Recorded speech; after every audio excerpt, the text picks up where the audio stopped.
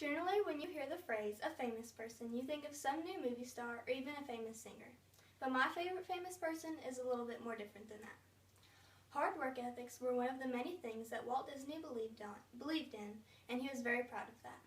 Throughout his life, Disney worked hard to make other people's lives happier with the simplicity of cartoons. Now that I have told you who my favorite famous person is, I would like to tell you why they are so important to me. Walter Elias Disney was born on December 5th of 1901 in Chicago, Illinois. He later went to art school in Chicago when he was just 16 years old, and then eventually went on to Kansas City Film Ad Company, where he began working on the Alice comedies, which later turned into what we now know as Alice in Wonderland.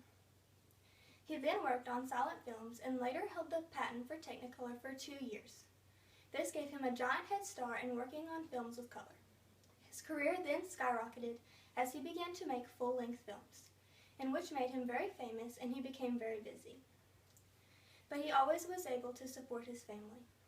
Walt Disney married Lillian Bounds, one of his very first employees, on July 13, 1925.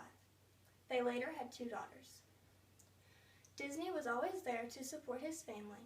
His love for his family is said to be the inspiration for what later became his next big dream, a family amusement park. And in 1955, that dream came true.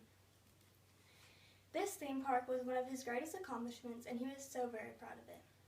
But sadly, during 1966, just 2 years after Mary Poppins was released, Walt Disney died.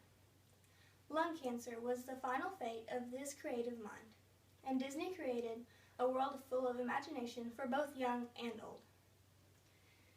He lived a fun, imagination-filled life, and he loved every second of it.